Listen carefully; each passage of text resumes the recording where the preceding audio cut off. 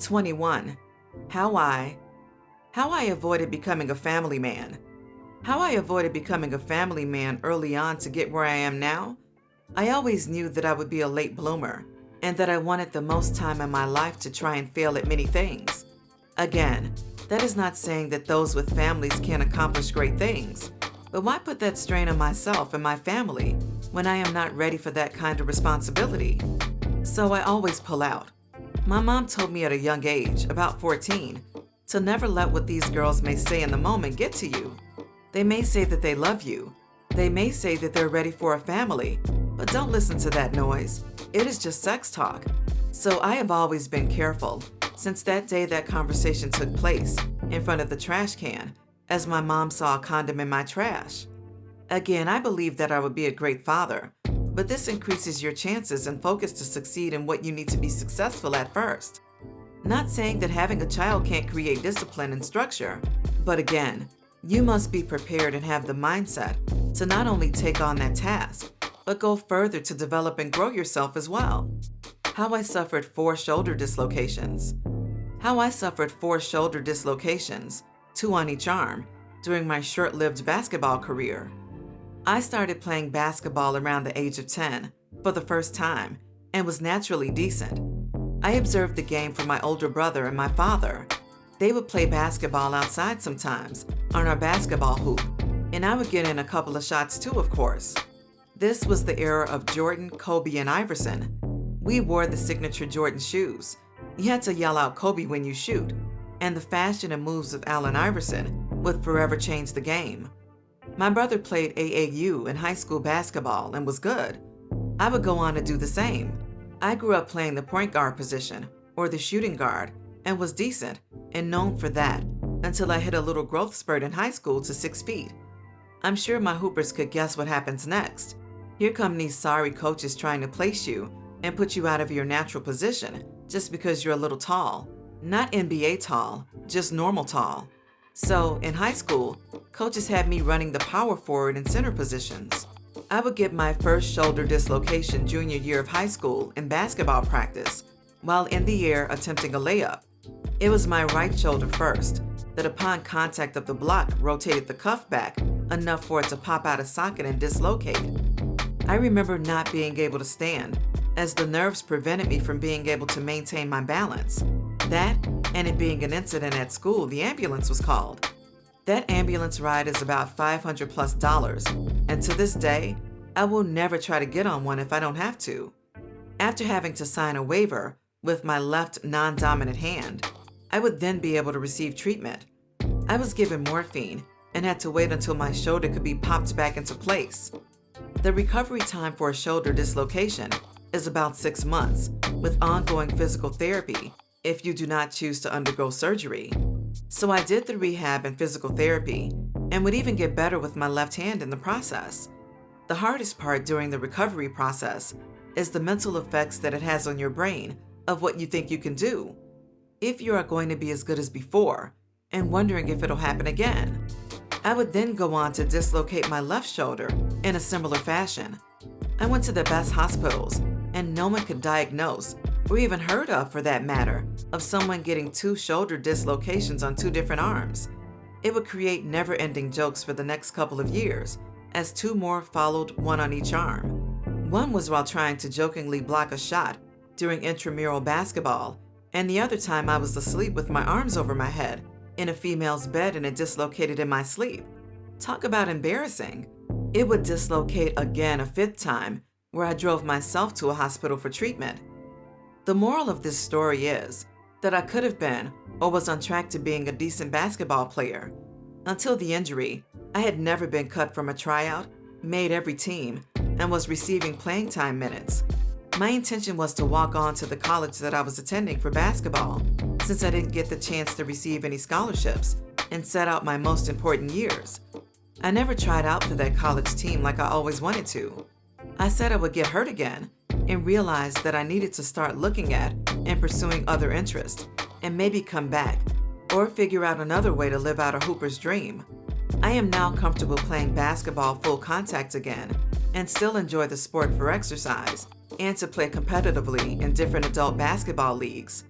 Although during injuries and times like that, it is easy to become depressed, and probably was for a moment, but I always had multiple things going on for me and knew that it wouldn't be the end-all be-all if I couldn't hoop at a high level. I never gave up on playing a sport that I loved because of an injury, despite all the worried parents out there that don't want to see their kids get hurt and pay those expensive hospital bills. Nothing or nobody can stop you from doing what you want to do. Don't make excuses.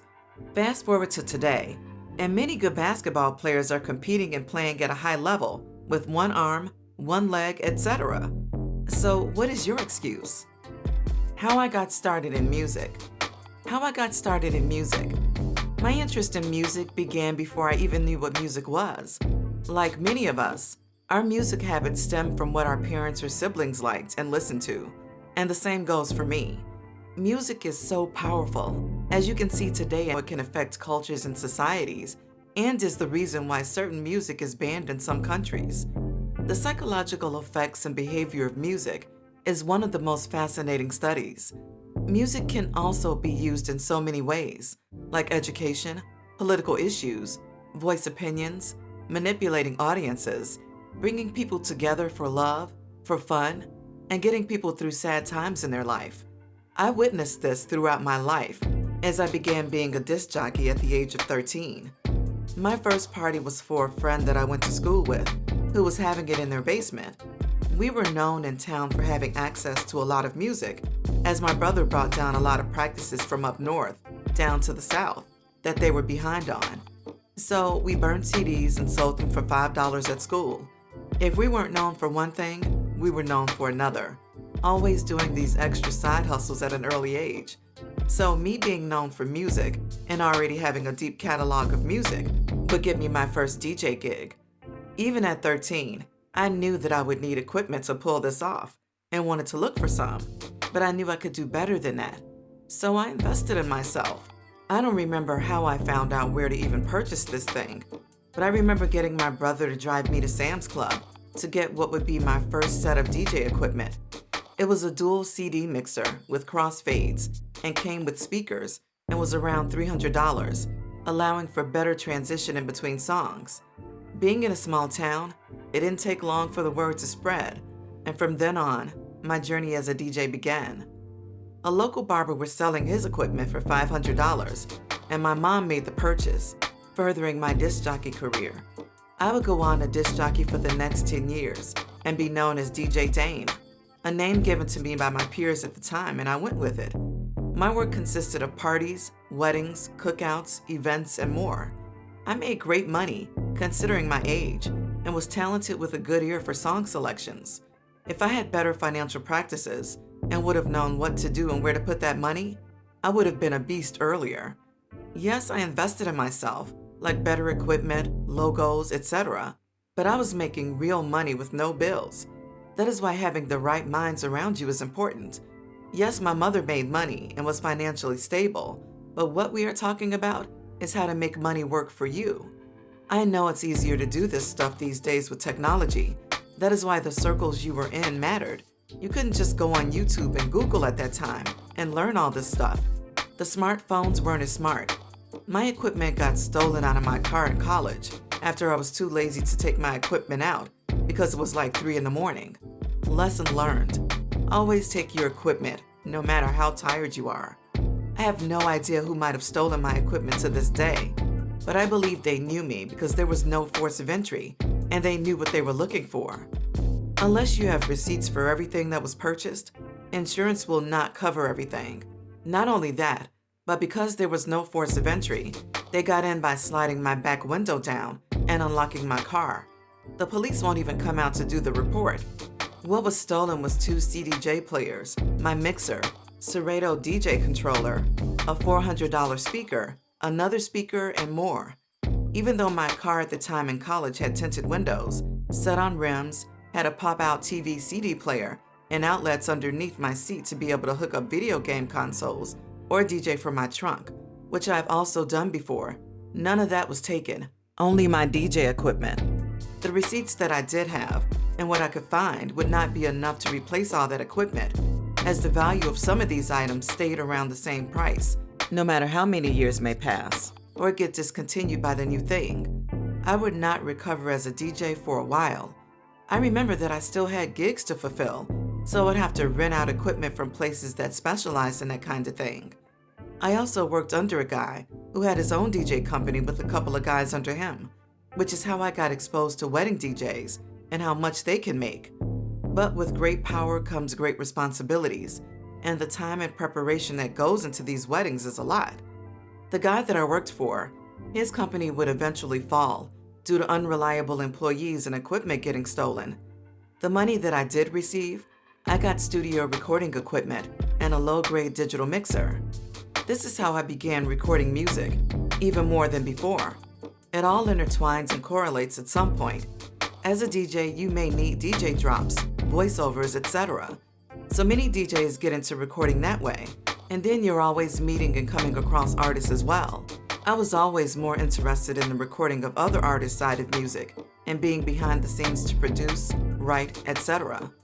The common problem of this is that you must rely on other people all of the time who may or may not have the same drive and passion as you.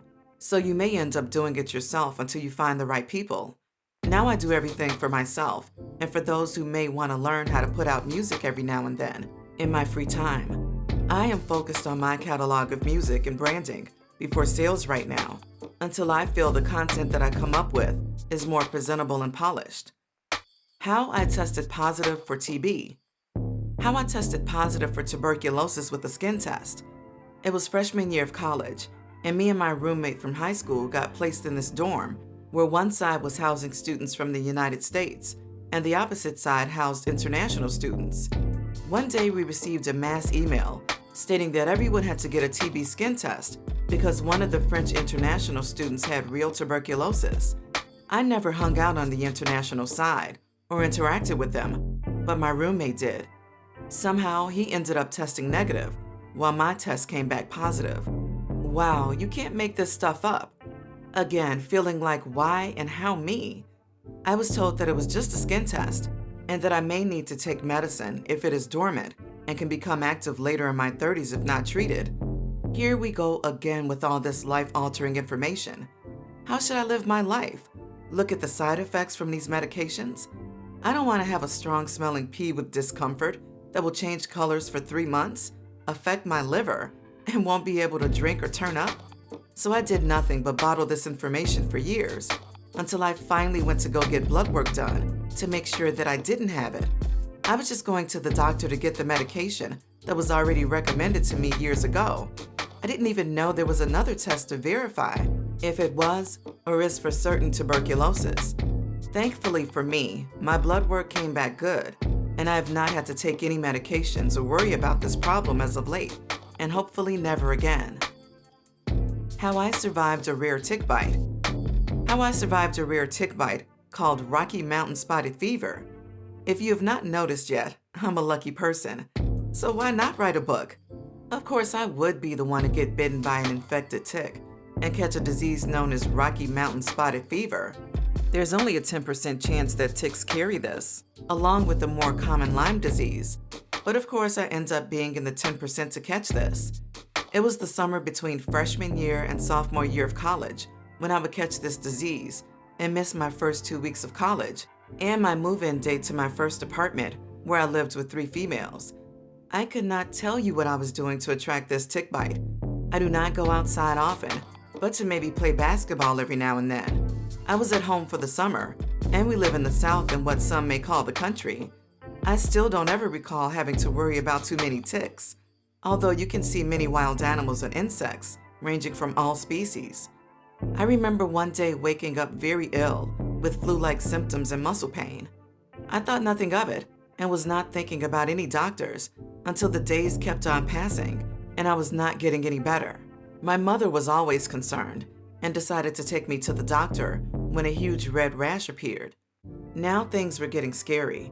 I stayed in the hospital between shoulder dislocations, constant ear infections as a kid, and heart murmurs. It always seemed like something, and why me? And now this. The doctors had no idea what it could be and had to take many precautions and do multiple tests to figure out what it could be. I felt like I was on a TV show. They had to do a spinal tap and remove fluid to make sure it was not some other disease. I had my first spinal tap at 20 years old. You can choose to either be awake and have the area numbed or be put to sleep. I chose to have the area numbed. If I moved, I could become paralyzed. They would eventually diagnose the disease as Rocky Mountain spotted fever and not meningitis like they thought, and were trying to quarantine. It was caught in time before it became more deadly, and the disease could be treated with antibiotics. I would go on to recover. My girlfriend at the time would go on and break up with me after she found out that I got better. She came over that summer and everything was fine. She must have wanted to do it sooner. I fell ill, and once I got better, it was when she decided to call it off, before the start of sophomore year of college. The people around me at the time thought it was because I was getting ready to move in and live with 3 females, but I wasn't buying that. She grew up with more strict rules from her parents and didn't get to do much, versus me, who has been a DJ, partying and turning people up for years. Certain things don't get me as excited, and I believe she just had more to go experience, as would I. How I lived with 3 females for 2 years. How I lived with 3 females for 2 years while in college. Freshman year, I stayed on my college campus because my roommate was from high school and took care of signing up for the living arrangements way ahead of time. Of course, we did not end up in the dorms that were originally applied for, and instead ended up in a community room with an extra unknown roommate that was assigned. Like, what the hell? Luckily, I arrived at the dorms first and got the good side of this huge room that was divided by wardrobes and dressers, but my side was more secluded, the only time I was probably on time for anything. Our third roommate ended up being a guy who favored the same sex, and this would be our first time living and having daily interactions with someone who was homosexual. He was just as worried and cautious about opening himself up and being himself, but over time we all got along and learned a lot about each other if we came in with an open mind. It was literally like the real world though, living with so many different personalities and backgrounds, with one white Christian male, a heterosexual black male, and a homosexual black male. I would go on and meet some people that I could see myself potentially roommating with in the future, as well as my high school friend. With the events that occurred freshman year, I was not taking my chances again the following year. So, me being me, I was trying to convince my new college friends, one white guy and one black guy, that we should look for something off campus because of what happened to me before freshman year and them not having enough space.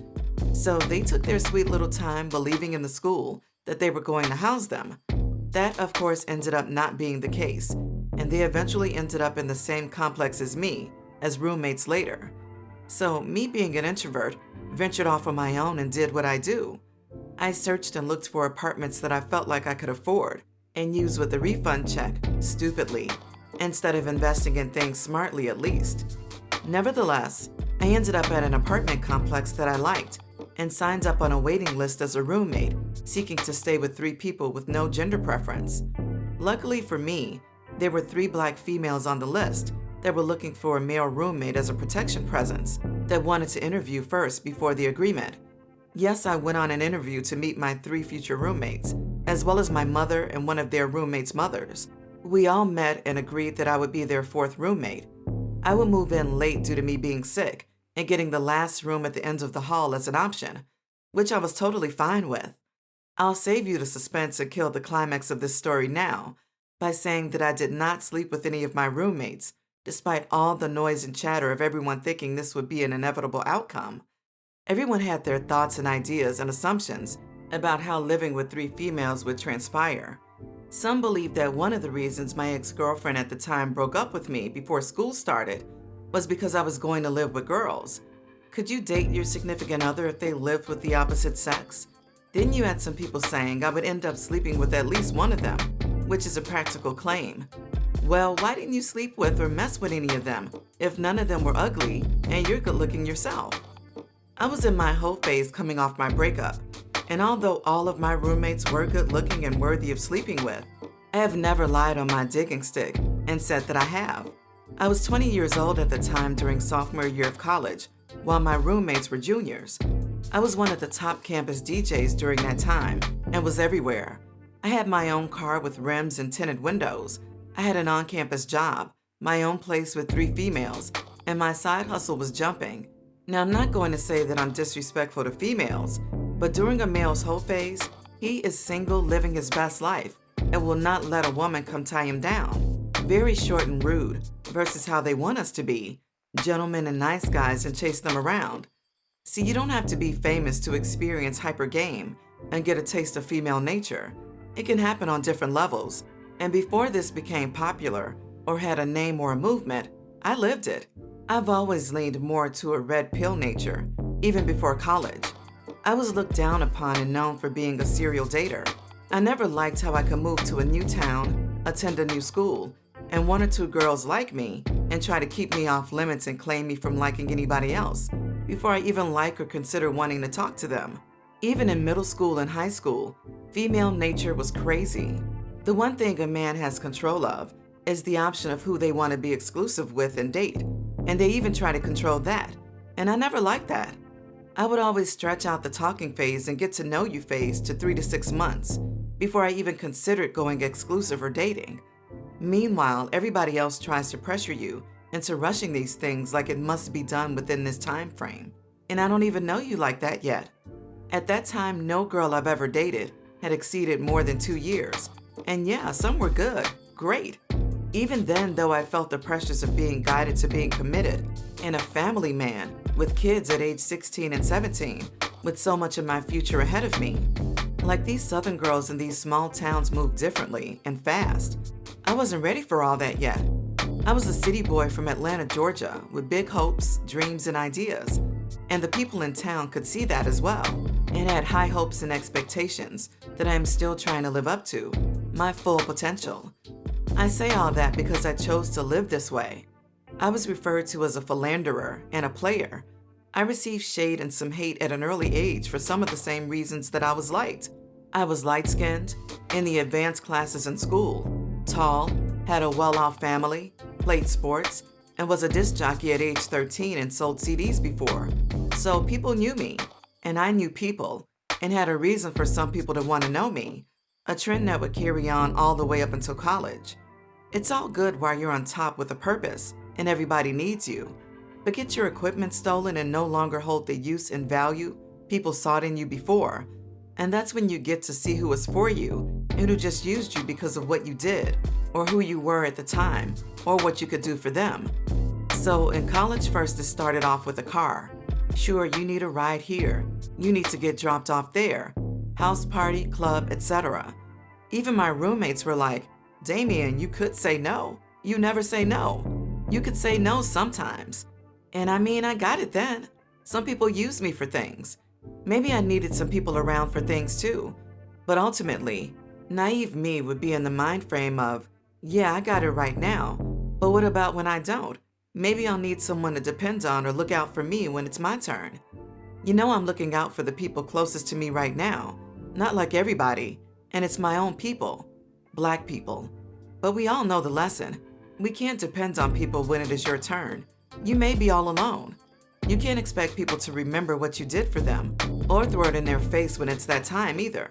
The same reason why you hear rich people say that they don't give out money, or you think that they don't do things for people. Remember, out of sight, out of mind. You are only remembered until you are forgotten, and that is what being an introvert is to me. Nobody remembers I even exist until maybe they see me back doing something again, active, and maybe doing something they're too scared or lazy to try. And so now they live vicariously through me, or you. Have you been invited to your friend's new spot, even though you helped them stay when they didn't have one?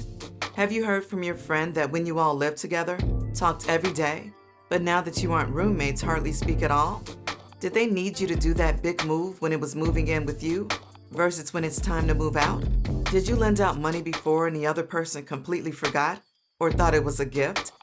So you were good enough to remember when it's time to ask for money, and you genuinely don't want anything in return, but now that person acts like you don't exist. Yeah, don't end up being this person. Don't be like the old me. That's why they say nice guys finish last.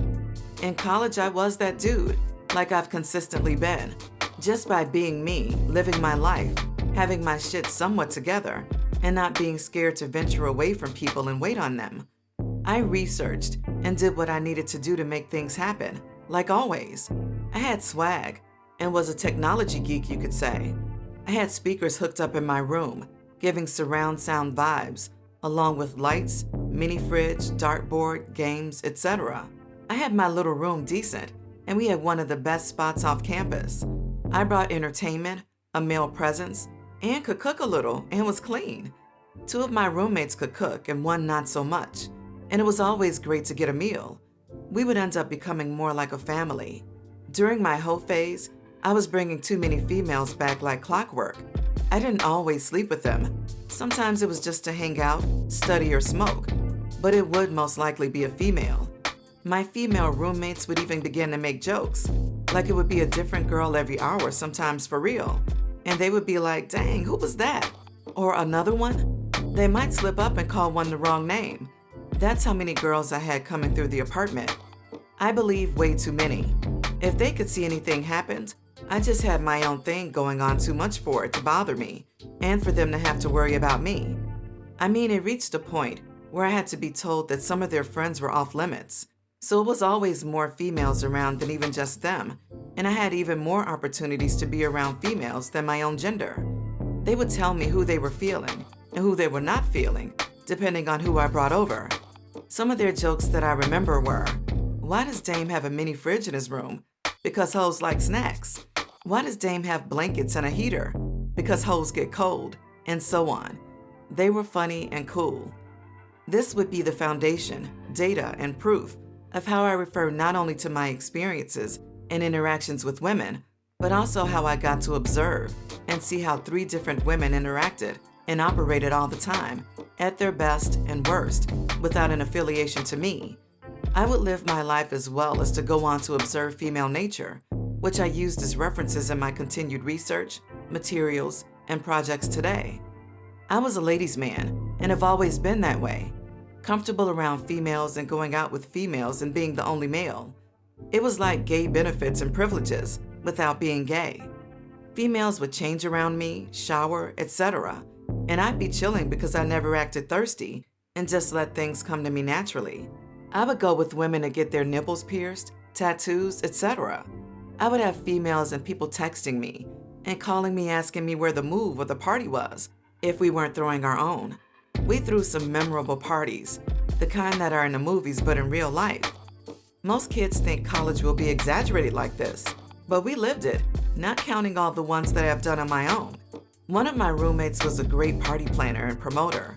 She had all these themes and ideas even for kickbacks. So it wouldn't be a surprise to see people every now and then, even when it was time to study. There were dinner nights, Taco Tuesdays, Margarita Mondays, taboo games, trivia, wine. I mean, it could have been a club or venue and have charged for real. Even though I would be the DJ and you don't really get to enjoy the party, I would still win more than the guys that were attending the party chasing the women. I had girls checking for me and checking me out waiting until I was finished. I got money and the girls by doing me and living through my purpose. That's a win-win. I would witness some of the guys that they brought over. The nice guys would always get the hard time and get curved or kept around for later, while most of the time, the ones not worthy of being around got to smash and stay around longer. When you fall off, it never feels the same. People around me can't even understand the type of experiences that I had, or may not believe that it was true. It's like I'm chasing to get back that feeling. It's like when celebrities fall off. Dang, I'm not popular or it no more. So I've been reinvesting myself and making sure to do it right this time and have the right people around me to enjoy it as well, and to make sure that I don't fall off like that again, to never feel like I don't have options. You can only be cool with certain women up to a point, and I understand that. Women age and have that biological clock, and they will eventually marry or conceive children. And then that is when everyone tends to fall back, out of respect, as their attention should be focused on that relationship. Unless it is your true best friend, platonic homegirl, or she's not with the baby's father like that, then you tend not to hear from those females that would otherwise try to occupy your time while they were in between entertaining relationships. It is called the friend zone until they meet someone that will not allow them to be friends with the opposite sex because they understand female nature. It's not about being controlling, but there is no need to inhibit and promote behavior that doesn't fit within the result in which they are seeking, and clearly, I can't marry or be with them. So that is that man's job to take care of and entertain that woman who can't do anything for me now. So I must continue to find some new circles and connections that will fit my new journey and path for now. How I found out I got cheated on. How I found out I got cheated on. As far as I know, every girl that I had dated previously didn't cheat on me.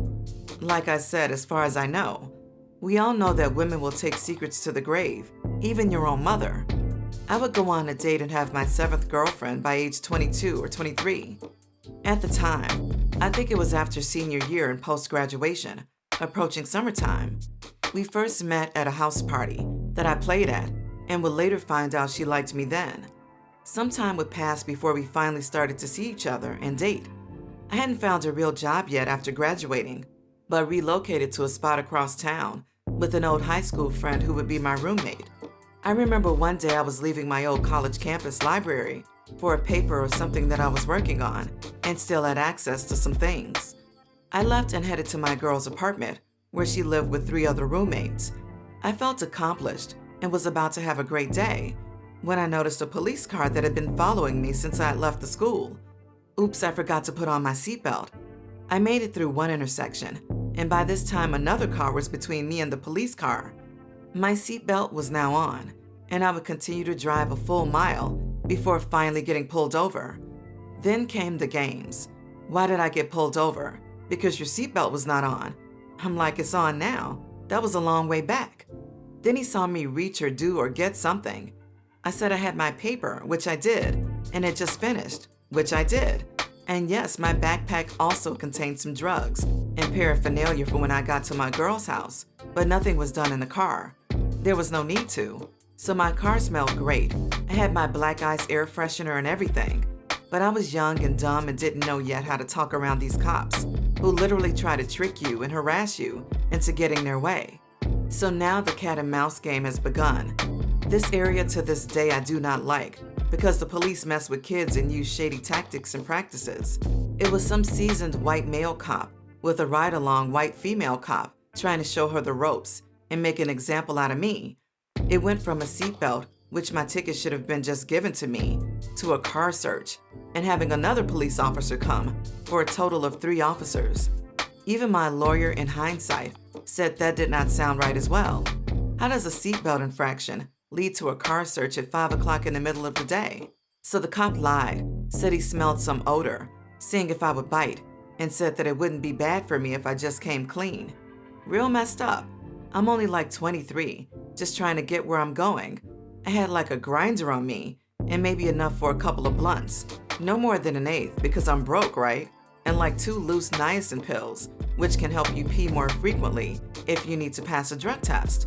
So here comes this 3rd cop, who was a brother, black, and worse than the 2 other cops. Like, damn. Bald-headed, big, and overly aggressive for this situation. By this time, I am out of the car, placed in handcuffs behind my back, and set down on the curb while they began to search my car. I'm like, I'm a college student and y'all trying to jam me up and stain my record and then lie and say everything will be okay. Just go take this class which costs money, as well as the lawyer, and as well as the whole expungement process. Way to mislead and take advantage of someone just to meet your quota. The black cop was questioning, like, what's this? And smashing my pills in front of me and stepping on them. I'm like, they're just niacin pills that he was trying to act like was something else and trying to make me feel bad like I'm throwing my life away when y'all the ones being shady. They would possess my grinder, the little weed I had, and maybe like a pipe, write me a ticket, and have me go to this class in order to fix my record, which may never ever really get cleared, right? Like, who knows if it's really gone? But that is what they will say. After sending me on my way, the white cop who originally pulled me over had the audacity to tell me that my car smelled good and asked me what sin is that. No lie. This area after graduation was becoming less and less ideal. My living situation was not the best. I had no job that seemed promising of a career, and now I was in trouble. It was time for a change. I would later move for a job opportunity that was in a different city, as soon as one where I was showed something promising as well. But my girl at the time was seeking to attend another school that would be closer to the job in that new area. So we both moved out that way together, and this would be the start of a real relationship, away from our circles and out of our comfort zones.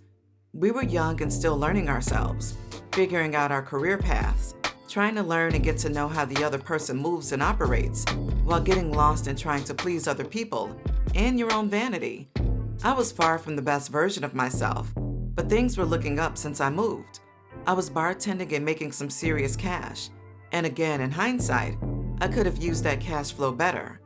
The establishment that I was bartending and serving at generated anywhere from $150 to $300+ in a 4 to 6 hour shift. I didn't even realize how good that was back then. That's why you hear about some lawyers even doing some bartending to get some quick cash. I had a new car, a new job, and would eventually have my sister rent me out her place after putting both me and my girlfriend up until we came up and were in a better position. Now, I did not know this was going to be an available option, but when it became one, I presented it at the time to my girlfriend about how this can be our place and we can live together here. This would be the first red flag that I should have realized then. Now, the school that she was attending would be almost a legit 30-minute plus drive, but in the area that we lived, that is a typical and normal commute, no matter where you are going. By the time I brought up this news, she had already signed a lease at some places we were scouting before and didn't tell me. That was the messed up part, and I was not about to let the opportunity of getting a 3-story, 3 bedrooms with 2.5 baths that would be rented to me cheaper than anything else I could find and would save me money. So we were already not on the same page, and she wasn't trying to follow my direction or wait for it. So she would continue to move into her apartment and be closer to her school, while I sought a roommate to help bring down the cost. Luckily for me, there was an old friend that I went to college with that had a new job my way and was interested in the arrangements. I kept my same energy for college, so this was like a dope bachelor spot for real. We didn't throw any parties or anything, maybe a few kickbacks, but we were living decently. I had the lights, music, recording studio, dinner cooked every night, basketball, video games, drinking, and smoking. It was backlit again. Too lit. I had a girlfriend, but was still not as ready to be hunkered down for the long haul, like, say, my roommate was. But I did think it had potential to go the distance. It was just so many questions that nobody had answers to, thinking realistically, which I was. The distance between us, her adding an extra bill. What was life going to be like after school? Who's following who and what's the plan? There was no plan. Although I had no ties anywhere, I was flexible. But we wouldn't make it to those outcomes. We would fall short right before she finished school. I was working and pulling hose, which wasn't unusual for me, and usually don't let things like compliments or being called cute or attractive give me a big head. But I swear, it is like whenever you do have a girlfriend, is when you get all the attention and hoes. And as soon as you don't, there's nobody to be found for miles. It's crazy. But for whatever reason, the next couple of years I would have a lot of juice.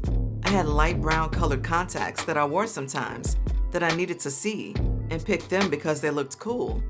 That is when I discovered how basic females are and how just having certain traits like the perfect nose, jawline structure, freckles, eyebrows, and colorful eyes are features that make you more attractive to women and more of a consideration for whom they want to reproduce with and pass on those said traits.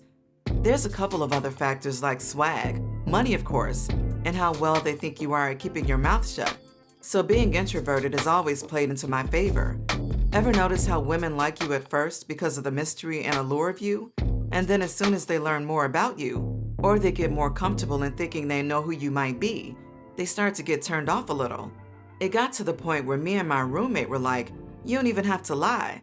Just tell them that you are involved and have a girlfriend, and it still didn't matter. The theory proved right. I would say that I had a girlfriend, or they would know, and still not care. I was still getting women. Therefore, you must watch your significant other at work with all that work boyfriend stuff because it is real. I lived it.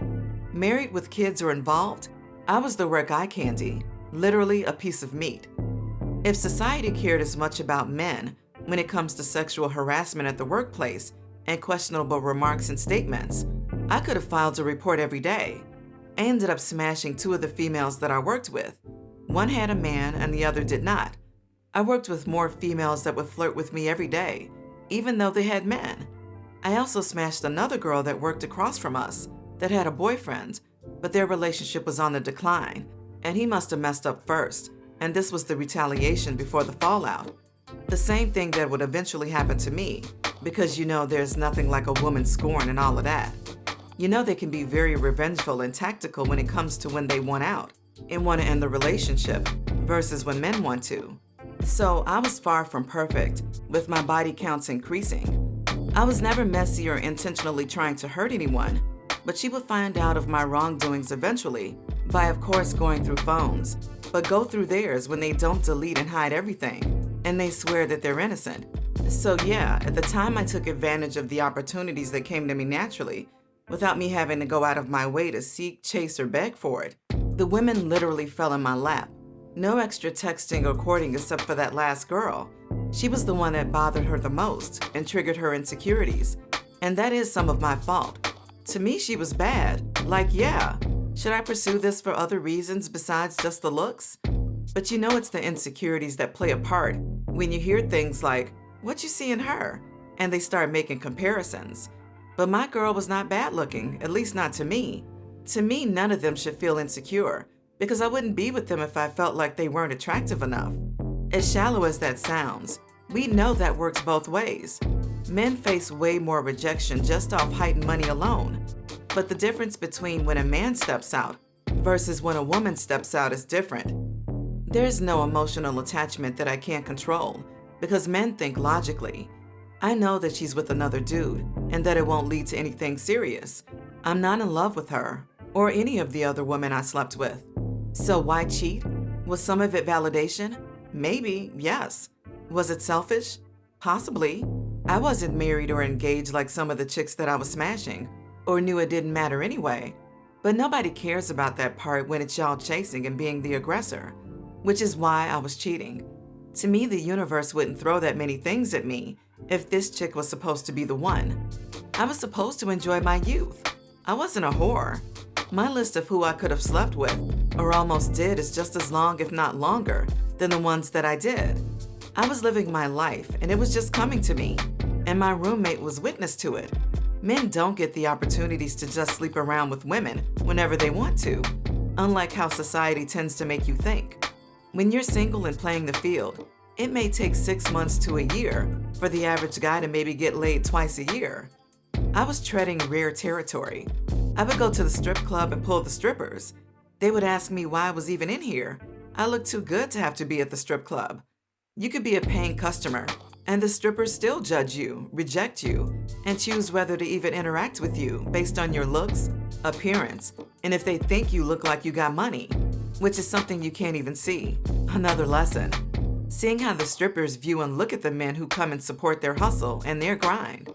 Look what they get perceived as: ugly, thirsty, and desperate.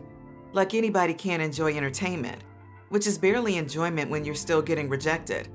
Again, in this rare instance, I wasn't. I wasn't a regular. I went one time and she wanted to come home with me. Now, I'm not saying it's easy. It's true, if it's too easy, I don't want it. Again, this is that rare air, that stride that I wasn't working for or having to chase. I was just living my life and it was coming to me, and I was not lying about my situation. They just didn't care. I wouldn't pick flings or hoes over a potential mate, however. And that is the main difference of why when a man cheats, it's easier to take that man back than when a woman cheats.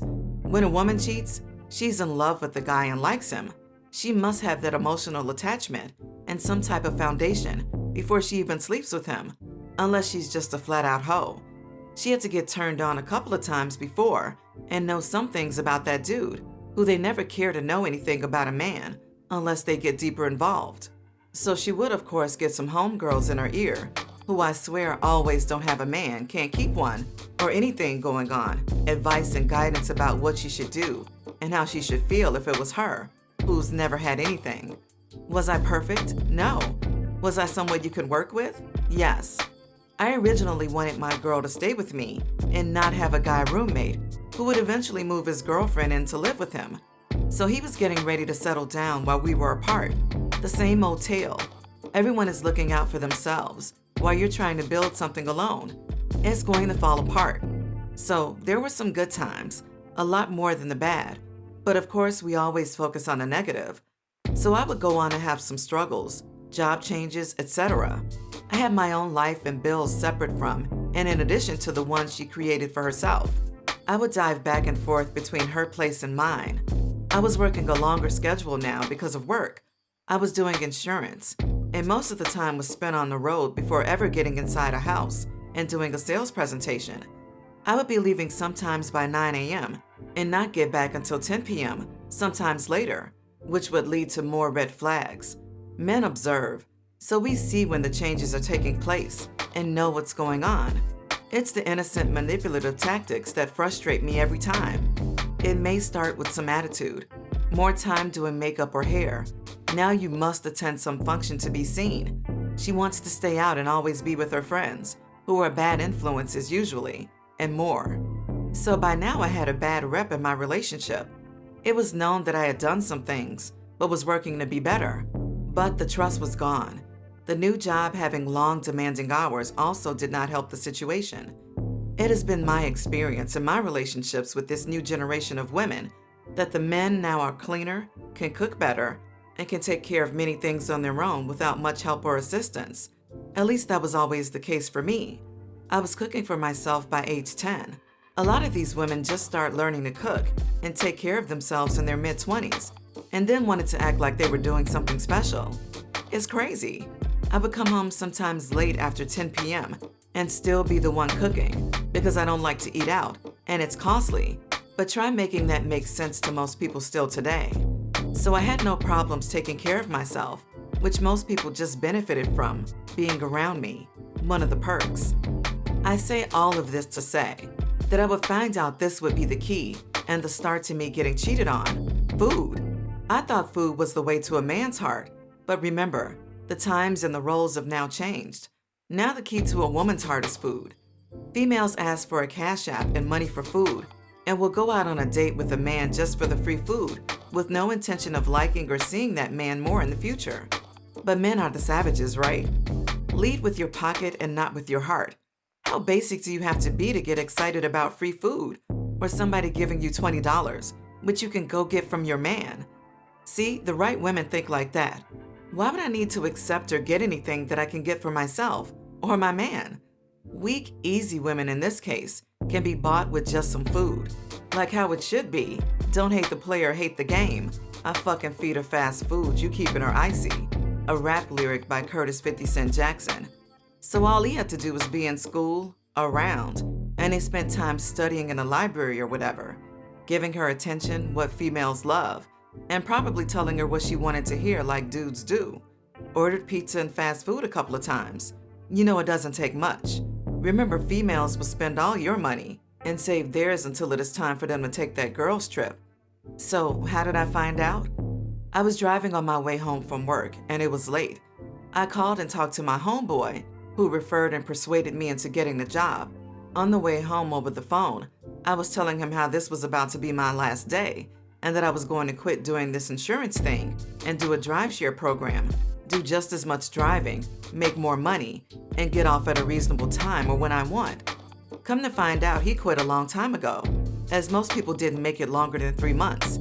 I did it for 6 months, if I could, selling insurance as a 100% commission-based job.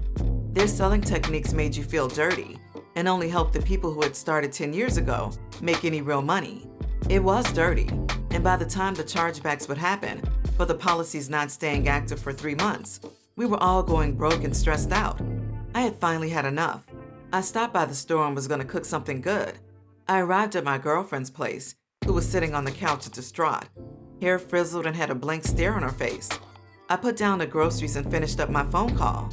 She was at a loss for words and didn't know where to begin as I began to probe what was wrong. That's when she told me that she had cheated earlier that day while lying about what she was doing that day. I didn't believe it at first. Like, really? But then I started to roam the apartment and she left everything where it was so that I could indeed see that she had. Checkmate. I've never been done like that before, nor would I want to do something like that to someone else. Therefore, you must be strong and see how strong you are as a man. I have been tested in ways that some guys have yet to even experience. When I ask them, for example, if they have ever been cheated on before, and their answer is no, most times you'll never know when the female is going to cheat, or if she even has the capability of cheating. My ex cheated on her last dude and did not tell him, so he still thinks and looks at her as some prize, thinking that maybe he lost out on something good like most naive guys. But see, I question my women to learn about their past and from it, not to judge, despite people saying that the past is in the past and leave it there. I disagree to an extent, depending on what things transpired in your past, and if you or we are going to hold ourselves accountable and grow from the past. So I knew that she cheated previously, and I told her, if you ever cheat on me, let me know, so that I don't think like her ex that females are all perfect and try to pop back later with messages talking about how I messed up. Men always do that. Whether it's my homegirls or my own girls, some simp from the past always pops back up to talk about how they think she was the one, and the whole time she's getting her back blown out. So I wanted to know, but damn girl, you didn't have to let me know like this. But see, when women cheat and want to break up, they will do it in a way to end the relationship, and that is what she was seeking to do here. So I walk through the apartment and the bed is messed up, and then I go into the bathroom, and the condom is still there left in the toilet for me to see as well. Touché. Enough scarring and imagery there to make most men snap, and I can see why some do. But I contained my composure. Like I said, I was no saint and was reasonable and took it like a man who'd fucked people up, including her. But see, this is how I know first, and that some women can't differentiate just casual sex from seeking more emotional attachment, which is why it is a bigger deal when females cheat than men. I mean, I asked her. I know it is revenge and to get back, and that I was not perfect, cool. But you don't really think it's smart to throw away 2 to 3 years on just one thing. Are we going to work through this or not? She was all messed up because she was torn between the two, and may have even thought I was crazy or a fool. But I was just trying to be fair, right? So we would continue through our breakup phase, where there was still stuff to go between each other's apartments, etc. It never ceases to amaze how codependent someone is, or how they can use it until it's time not to be. That is why it is so important to not let people around who don't value your time use and manipulate you and drain you of your energy, which could be focused on something else or somewhere else. Now she could take the time out to learn how to cook or make something. Now she doesn't need your help or assistance if she breaks down at the side of the road. Now she can be grown and independent whenever it is convenient for her. So I would still go on and smash sometimes, or pop up every now and then, because I had a key, she had one, and my other car was at her place as well. At the time I had 2 cars, and I let her borrow one when hers was on the blink, and then my second car ended up failing as well. Typically when women date men, the women always come out better than the man by either learning something or using what they have access to, and financial gains, by spending the man's money and saving hers. All their moves are survival-based and become even worse once they bear kids. You will become less and less important than you already are. One day I pulled up because I did the rideshare driving gig now and needed to use the bathroom or whatever. I went in her apartment and no one was there, but I went in the fridge and saw chicken wings prepped for later. There were never any chicken wings prepped for later before. Now you can cook? So I came back again later, and she wasn't expecting me. She steps from the bedroom door after hearing the front door and closes it behind her, blocking the door to let this guy, I still don't know who, sneak out the back door like I'm stupid. I was about to throw a jar of pickles upside this man's head from the fridge, but he made it to his car and drove off. We would talk some more, and that's when I was like, okay, so she's in deep, literally and figuratively. So that is when I woke back up on my savage. I didn't have anything else to smash like that. So like I said, I would still smash her sometimes and pass her back and forth a little bit, since that is how she wanted to be treated. You know they always want to have their cake and eat it too. I mean, it's been going on anyway, and it's just one other person until I find something else, which is the game anyway. That person is not yours, it's just your turn. So that day I kicked her out of my apartment after she was talking crazy, and I treated her like how she was acting. I have a way with words, and I can be mean, but not to the point where it had to lead to my vehicle being damaged, as she popped out both side mirrors on the way out. I did nothing to her or her apartment after all that was done to me, but we know how that goes. Now there is no hate for anybody or my exes, or this ex that I'm referring to. Why? Because if men persevere and keep their eyes on their purpose and not let a woman define who you are, but add value to it when it is the right one, then we will always have the last laugh. Don't let the manipulation, shaming tactics, and toxic behavior bring you down. Become aware of it and fix the situation as soon as you can.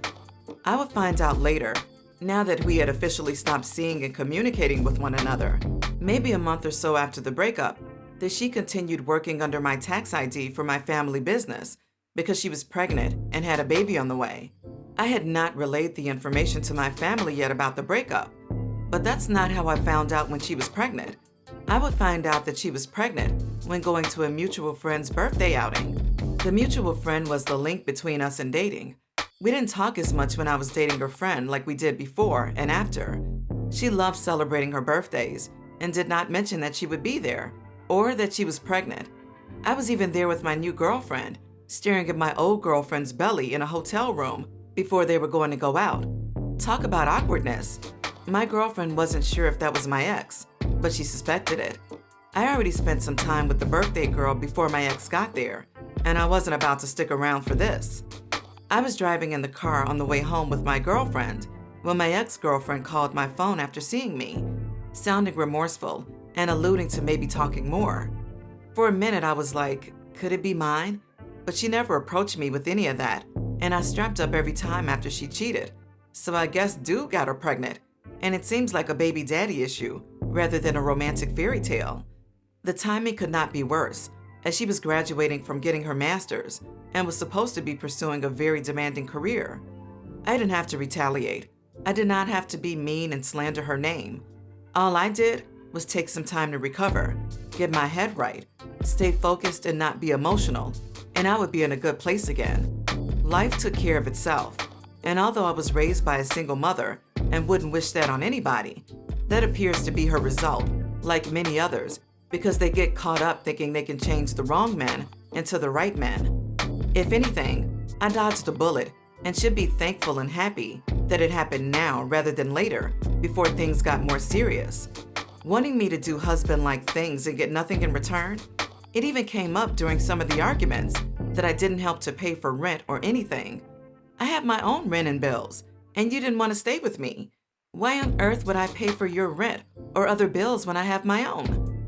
Another reason why it is so important to test and go through things with your partner beforehand or whoever you lay down with, because the grass isn't always greener on the other side.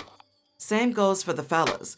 If you have a girl that you can work with now, don't risk that on chasing the girl who is into the thrills and lose a potential wife and family, because it is hard out here, and it is even harder now currently to do it alone.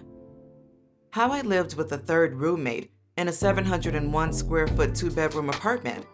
How I lived with a third roommate in a 701 square foot 2-bedroom apartment. I was trying to remain in the city of the college that I recently graduated from and not go back home, even though I should have. I mean, I was poor with no real job, but was sure I would find something and still could get some DJ gigs in the area. I had my recording equipment that I had gotten from when I got robbed. The plan was to record a lot of music. There was an old friend that I went to high school with who did music too, and was still in the city with nowhere to stay. We didn't hang out much in college, but we didn't have any issues as far as I knew. So I reached out to see how he felt, and he agreed that if we could find something cheap and reasonable, we would be roommates. I spent most of the time looking and researching some places and driving to them to check them out. I would go on to find something that I believed to be reasonable and affordable. We would do what we needed to sign the leases for us to stay in this 2-bedroom flat that was 701 square feet with 1 bedroom, a washer and a dryer included in the kitchen, a TV mounted on the wall, and amenities included for $480 a piece, which is still highway robbery for the total amount that we are paying, but it is still where we could get in at the time, and it was our home. At least that is what I thought it was, or what I signed up for it to be. We would move in, and you know me, being the tech nerd that I am, and he was too, that this would be a dope spot still, even though it was small. This was our trap house where we were supposed to grind it out, work and play.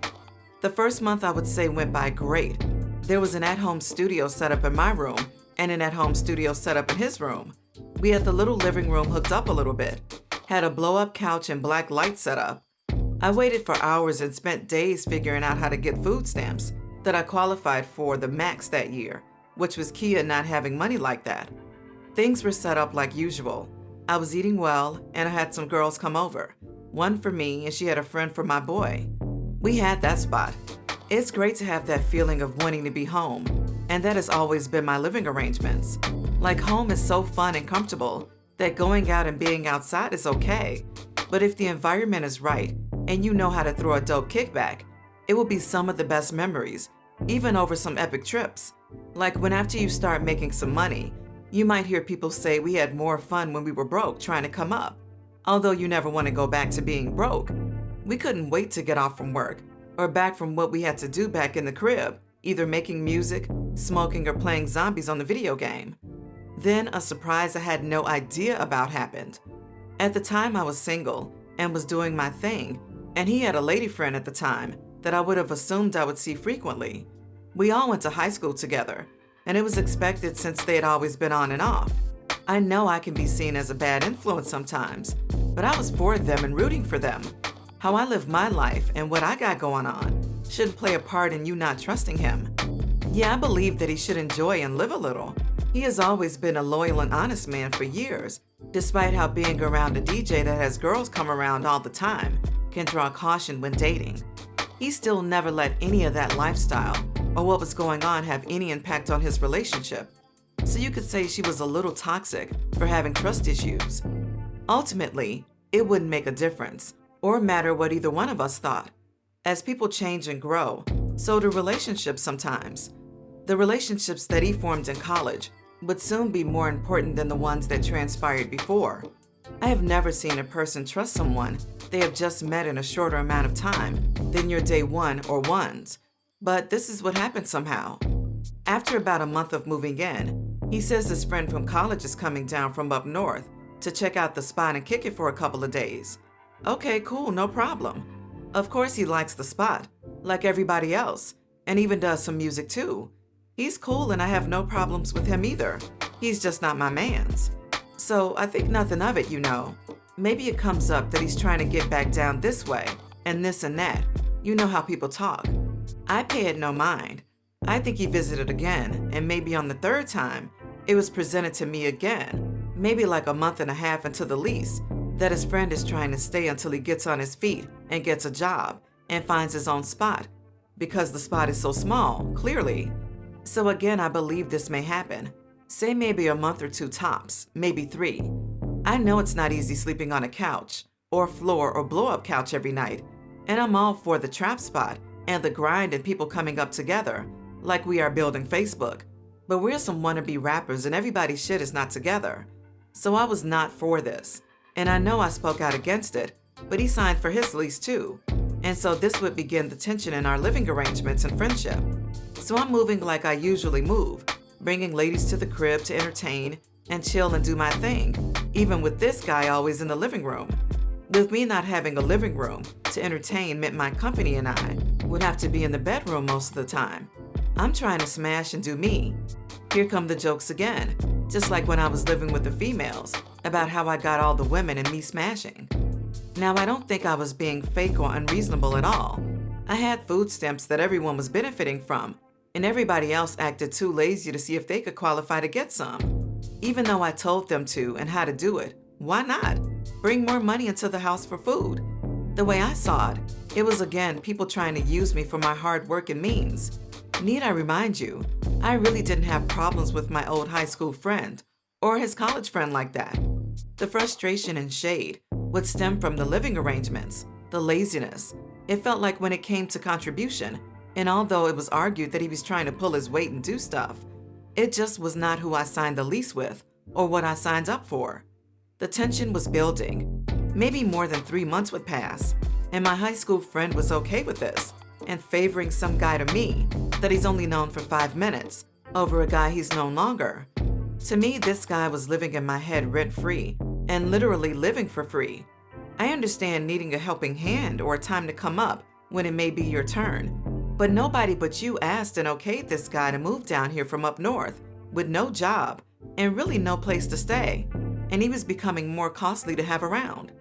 So I was looking at my money like enough is enough. How was he not going to get a plate when everybody else was eating well and could feed hoes? How was he not going to catch a hit of some gas when everybody else is smoking? Yeah, he may ask to go in or put up $5 or $10, but see, I'm already thinking differently than everybody else. I'm trying to buy things in bulk. I had a Sam's Club card at the time as well, and I can get more at one time. I hated doing that penny pinching stuff, leaving every hour and people putting up $5 for one or two joints. I always had more. But see, people always want to smoke more than they can put up. It just became frustrating. I was cool with doing this stuff for my friend that I went to high school with, but not for this other guy too. I know he wanted us all to get along and click and be cool, but this was going on for the whole term of the lease. And sure, we had our moments of music videos, girls, kickbacks, and more, but it was a lot to manage, which is why I explored the option of moving when it presented itself to me and not re-sign my lease. The whole term of my lease was shared with some guy that I didn't even know. He never paid any rent that I saw, chipped in here and there. I'm supposed to feel sympathetic and nice if they were to tell it, but this was business and not what I signed up for legally. If I would have known that, I would have never signed my lease. He chose this guy over his own girl at the time. He was over there more than her. We didn't see eye to eye on the music either. Whenever this guy got into the picture, everything fell apart. I can agree and admit that my approach or what I believe may come across as end-all be-all. I know that there is not only one way to do something, but where we would butt heads is when I would try to vocalize how the music should be released and about buying the beats and doing things the right way. We could put the same money we use to buy the gas and get a beat and put it out right, not just steal a beat from YouTube and hope to blow up. Let's build and brand this right. Something everyone knows they must do now, even more today. Imagine if we had stuck with it and stayed together and worked as a team 10 years ago with consistent content. Everybody was trying to do their own thing, even though we would collaborate from time to time. I stuck out for the whole duration of the lease. I tried not to let the living arrangements get to me like that, as there are always other problems and things to worry about, like women, work, the car breaking down, money, and more. But I did not want to be in that environment anymore. After I left, they would eventually continue to be roommates another year or two before he moved back up north. How I avoided sleeping with the wrong women. It goes back to trusting your gut and instinct with a little bit of luck, I believe, because it has happened that if you catch any woman at the right time under the right circumstances, that she can slip up and make that mistake and sleep with any man. They become so good at blocking out and forgetting that they may have slept with that guy because they were feeling emotional, but the guy never forgets. They may not even know who the father is if you catch them at the right time. This has happened a couple of times to me, where there was a girl that I was pursuing and could have smashed and didn't. For whatever reason, I walked away or stopped, and then you find out sometime later that they are due, expecting a baby. So that whole time you were baking with another man's baby? See how easy it would be to get caught up with her, sleep with her, and be caught up within those time frames of being a father to another man's baby? Don't rush into anything if you don't know the other person that well. What's crazy is that I walked out one time on a girl before, not because I didn't want to hit it right then and right now. I just wanted it to be right when I hit it, not on the first random night of us hanging out. I thought she would respect that I had more respect for her and wanted to get it under better circumstances. I was wrong. Maybe that was my one shot for one reason or another, where she just wanted her back blown out, and I didn't go through with it. Maybe she had a man. I still don't know because she avoided me. I went from almost smashing to she'll respond when she can. How I get judged for not rushing into marriage. Am I to blame for not wanting to get married? Why should I get married? My idea of marriage has changed drastically since I was a kid. Just like everything in my life, I grew up believing all the lies that they tell children, only to get older and discover a different truth. What other lies have been told to me? With what lens or part of the world are we getting these ideas? Is everything Western civilization based on the right and only way? Maybe the books written by humans didn't understand human nature. Although we may have greater brain power than some animals, we as humans sometimes forget that we are indeed just that, animals, with primal instincts and urges too. Maybe some of this information needs to be updated Or they change the meaning and the rules so much that it is no longer a sensible option. What does marriage mean to me? The fantasy, the dream, and the illusion that we are all sold and told in Western civilization is to aspire to be married to your one true love and soulmate until death do us part. We are supposed to find this soulmate between the ages of 15 to 24, as most people aspire to get married as soon as possible. The woman is to be pure and a virgin. The woman is to be a helpmate to her husband and follow his decisions, no matter the outcome. This bond or union is not to be broken. No adultery shall take place. Marriage will take place in the church. The woman is to wear a white dress that symbolizes her purity and her virginity. The man wears a suit. Before marriage, now women demand to be given a ring prior to marriage, which was not always a requirement. How expensive and the size of the diamonds in the ring can be perceived as how much that man loves you and what he believes your worth is. If not, it shows his own worth. So you're still pressured into getting something of value in most people's eyes. This engagement ring is to mark your territory and represent that she is committed to another person and loyal, but it's still not the final ring. She gets another ring when you finally do get married, and now you do too, to signify your union. However, prior to marriage, the media has now over-sensationalized the need to have a bachelor or bachelorette party, which strongly suggests that both people go sleep around or party one last time before getting married to this one person forever. Some people may choose to have a perfectly normal way to celebrate this, like bowling, but we all have seen the movies imply that the way to have a bachelor or bachelorette party would be to cheat on your partner before marriage. After marriage, the ideal lifestyle is to get a white house on a few acres with a picket fence, a dog, and have at least 2 or 3 kids. Maybe your wife works, but does not really have to or want to. The women are nurturers, and the men are providers. These are the traditional ideologies and processes and the steps toward marriage. How does most of this sound in the year 2022? Far and few in between. Don't get me wrong, there are a lot of people getting married and are traditional, despite the media suggesting otherwise, with divorce and what you have in attempts to scare people from even trying marriage. Times have changed so much in our society that the definition of marriage to be politically correct is almost impossible to define. You can almost be married to anything these days, like an animal.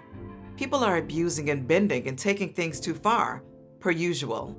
My reasons for questioning marriage in America are for business reasons. Marriage in America, to me, is to be looked at as a business agreement and arrangement. I am learning and continuing to learn that marriage is a contract tying you to the government, and all the laws and protection in a marriage benefit the woman and not the man. I can make my own contracts. We can create our own legal binding documents if I believe that I have found the right one. Marriage is now a financial decision and not based on something fickle like love. The privileges and benefits of a marriage have now gotten so abused, such as seeking and getting married for a provider. It is now just a money grab where the woman can always be provided for while enjoying and getting to do whatever she wants with little to no consequences. To me, marriage is just another title to chase. That is why it seems, based on my polling and listening to some people talk about marriage, that after the woman receives that title and is married, the sex, fire, passion, and desires tend to dwindle. For some women, being married and having kids is their purpose and goals. And once that is fulfilled, then what? They're never really satisfied. Then when we start to get comfortable, it's just like dating all over again, with bigger titles and more consequences, but the same experiences as dating with the same dangers. I've observed my friends' marriages while trying to figure out how I would want my marriage or union to be. What are our rules, and what are we going to be okay with? See, I lived an experienced life compared to my peers by being a DJ and being out at an early age and on the scene. Everyone else seems to have a later start at experiencing some of the things that I got out of my system, while during the early stages of their marriages, maybe they did not. I know a few couples that practice swinging or experimenting with third parties. Again, I don't judge when I get information like this, but I ask questions to try to figure out what possibilities have led to these outcomes. Do any insecurities play a part? Not getting to live out certain things that we should have before? Or should we live them out with our partner? I can only speak for myself. And with the life that I lived, I would not want to be married and swing with my spouse for the reasons I've stated before of becoming too attached. I would be open to a polygamous relationship with maybe one other shared partner that is female who brings value. Again, it is not about trying to be fair and say if you can want that, then the women can have two guys as well. I believe it does not work out well that way ever, and is not possible. The women can only truly provide enough attention mentally and emotionally to favor one person that they are involved with at the time. There will always be a true number one person that she will listen to and follow. So it was interesting to be judged for the way I lived growing up doing the things that I did out of wedlock, only to find out how a lot of marriages are in wedlock. What's the difference? You're experiencing everything I did on my own, and I know they're not shared experiences, but those are some awkward experiences to have together if you don't know the effects of those events, and we differentiate as men and women when we process those events. I'm taking my time in pursuing marriage until I know that I am financially ready for that commitment and understand the current marriage practices and laws in comparison to how I want mine to be. To me, marriage is like social media. My current relationship is fine. Time has been moving by so fast with everything happening in the world. It is easy to be involved with someone for quite some time. I understand the woman's biological clock and the so-called argument of wasting a woman's fruitful years. The time that I have spent around women showed me different. Women talk a great game and envision things that they think they want now, but don't understand why it is best to hold out and wait until later. Everything's rushed based on their biological clock, even if who they are as a person doesn't match up.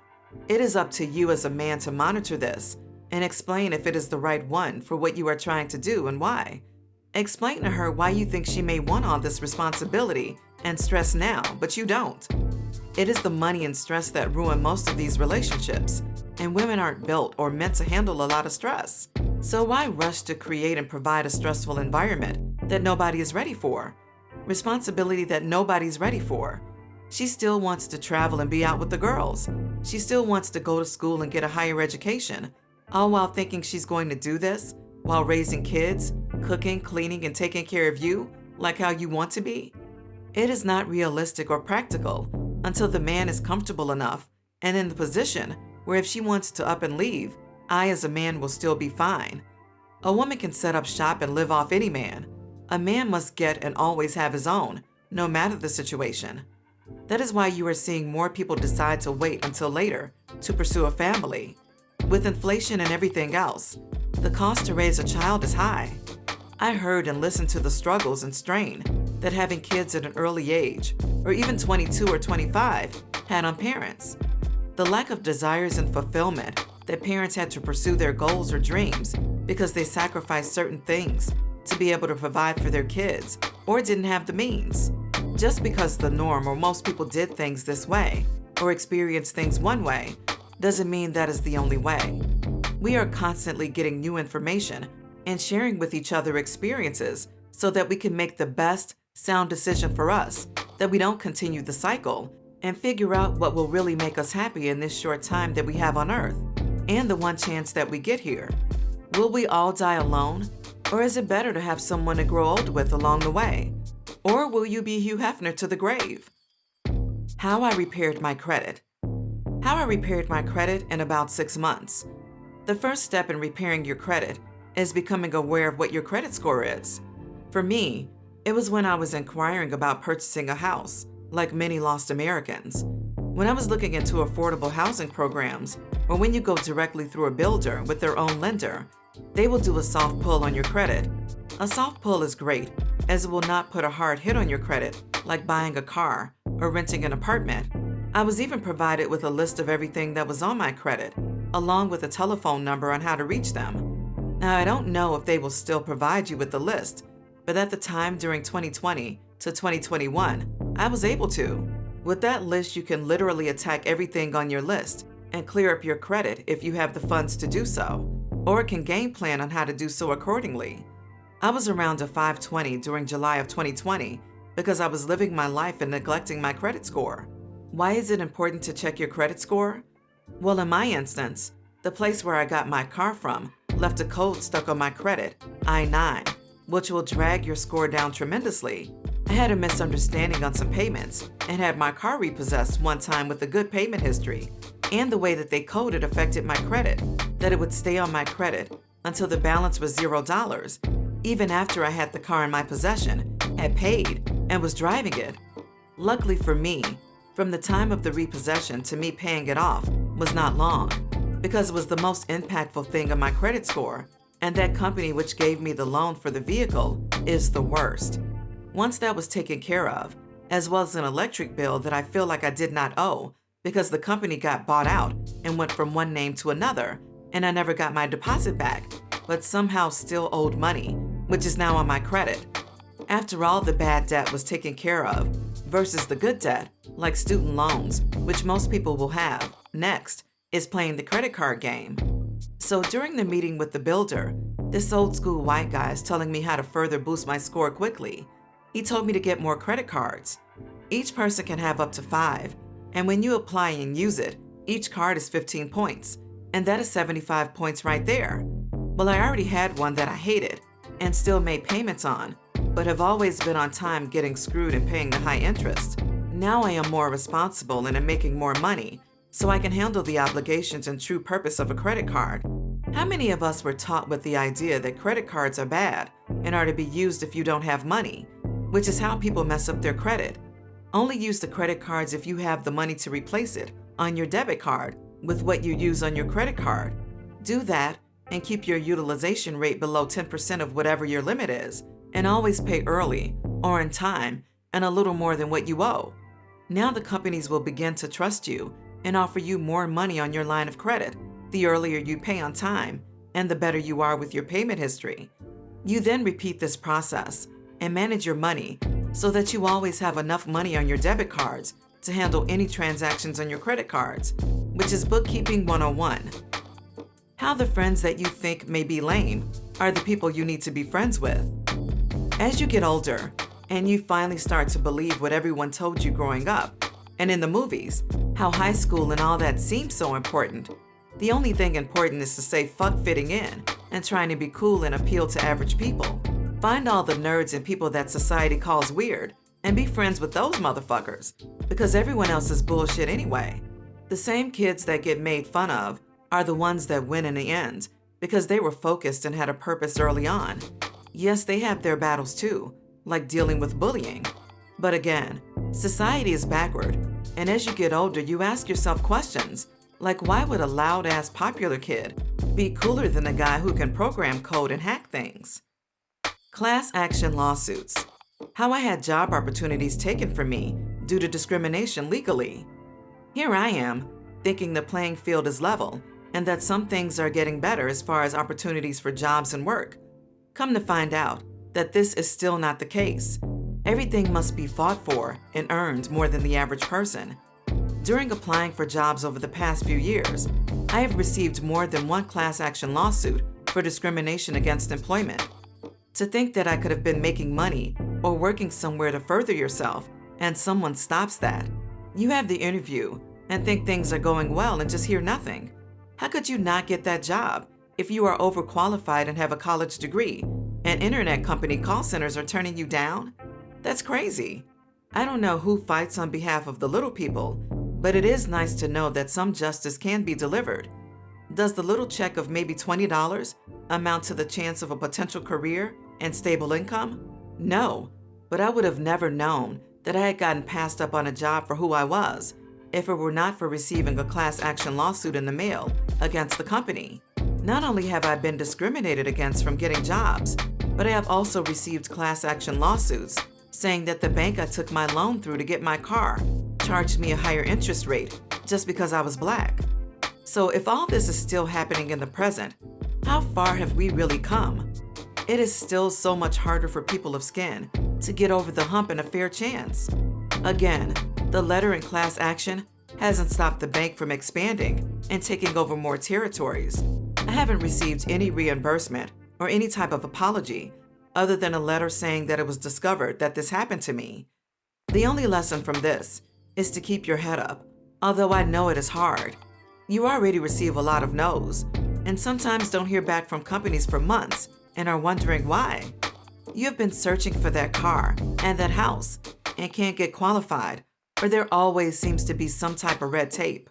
Just know that you are not alone and that you must keep pushing through and doing the best that you can do.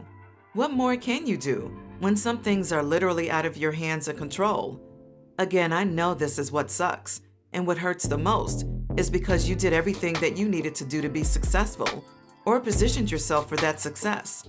But there are gatekeepers. It's a small world after all.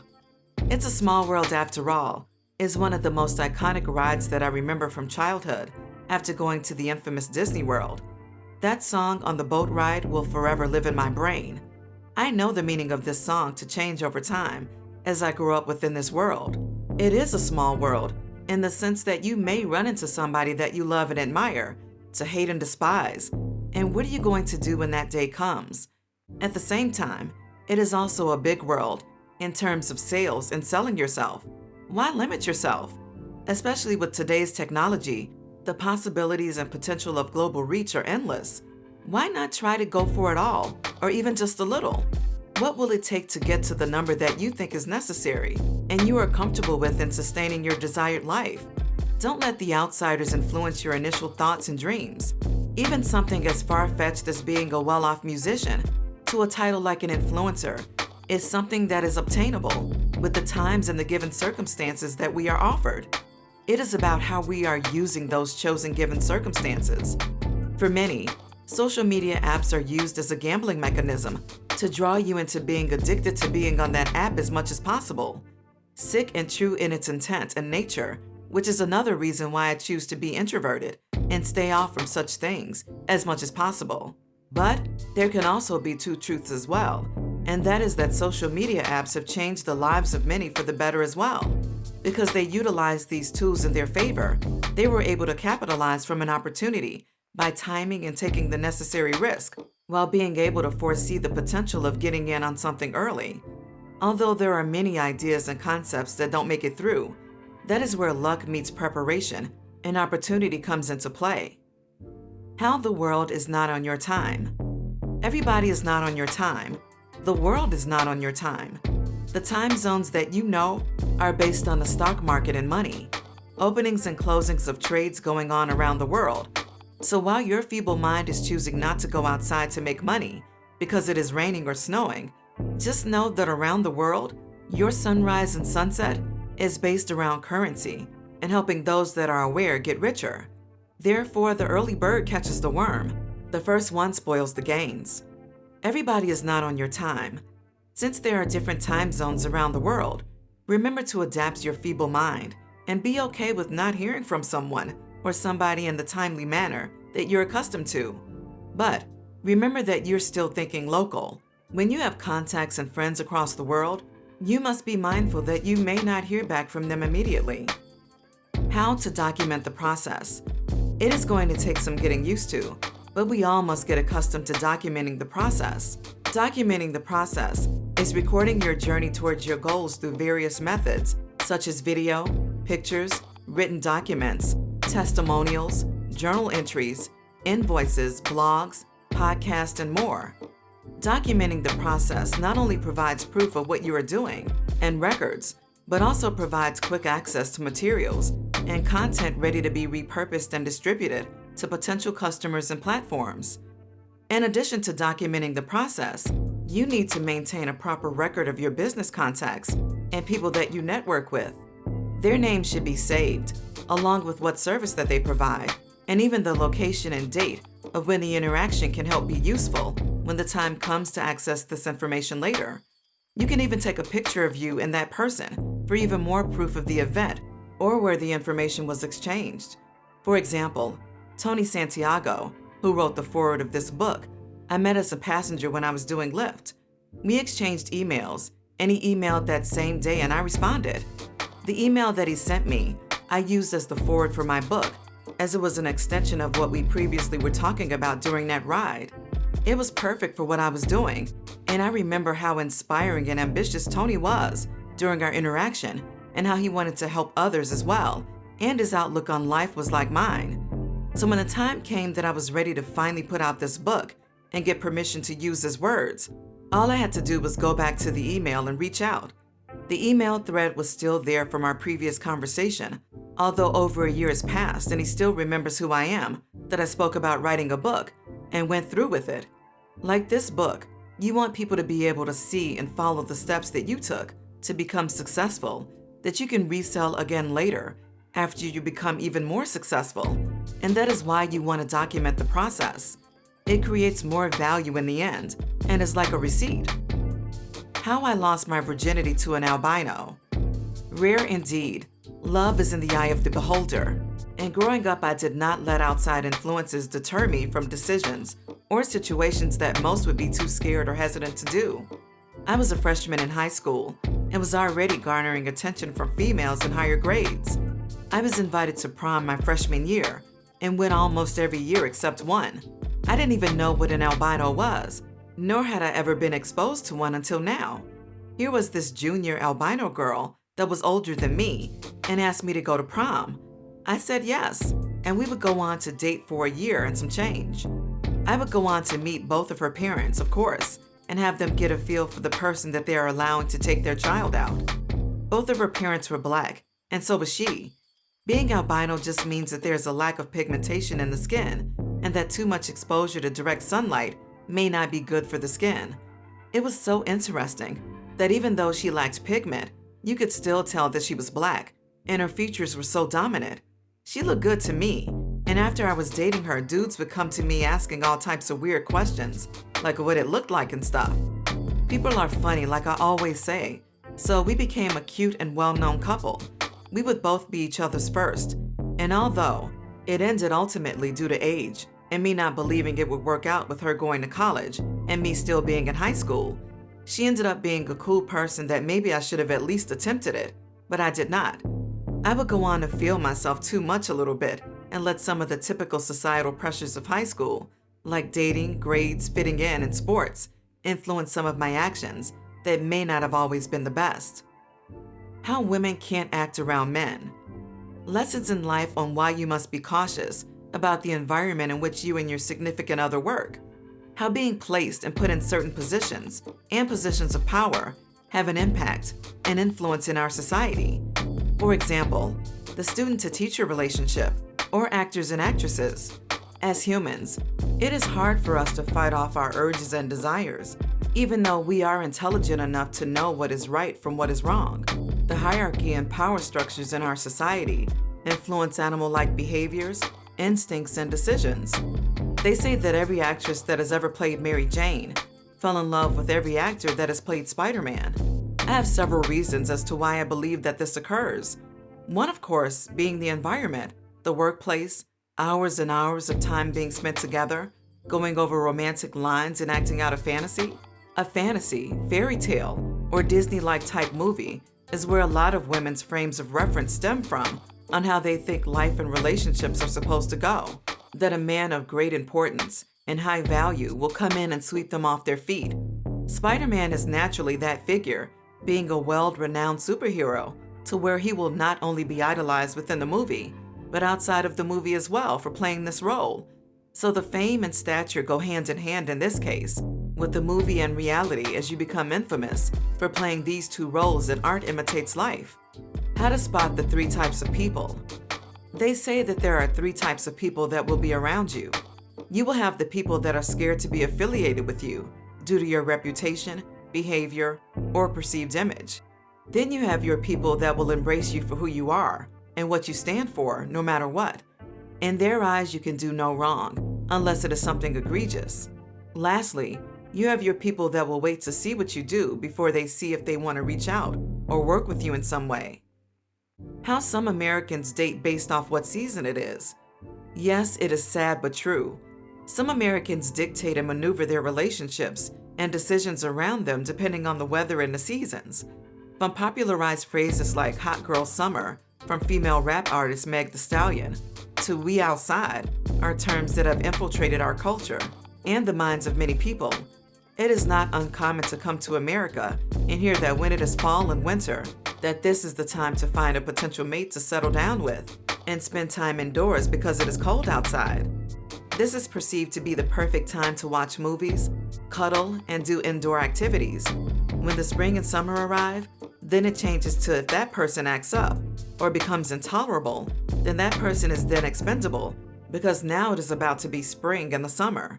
The warmer weather is an invitation to go outside and partake in activities that are more fun without having to have consequences or someone to answer to at home. It is the time for more free will, more trips, and Jezebel energy.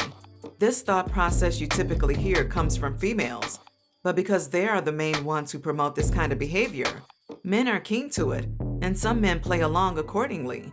Some don't really have a choice other than to hope and realize that you are not going to get played by being a seasonal fling. This type of behavior and programming has been going on for years, and it is why we are where we are today. Relationships have become so disposable and fickle, and everybody wants more than what they are prepared to give. How there are no tips.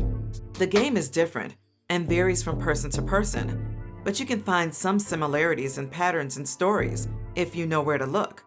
There really is no winning or tips for the game, as the game is continuous and never ends. Just when you think you have won, you could still lose. I don't intend to sound morbid or depressing, but want to prepare you for the realities of the world and not sell you a dream. When you think the marriage is strong and has been going on for 20 years, a divorce could still come. Your health can fail you at any given time. You may operate a vehicle every day, which is a death machine, but the media makes you more scared of other things. The only real advice for the game is good luck, and remember to keep your head up and climb over the obstacles that life throws your way, and align with the things that will lead towards your inner peace. This is Free Game Today.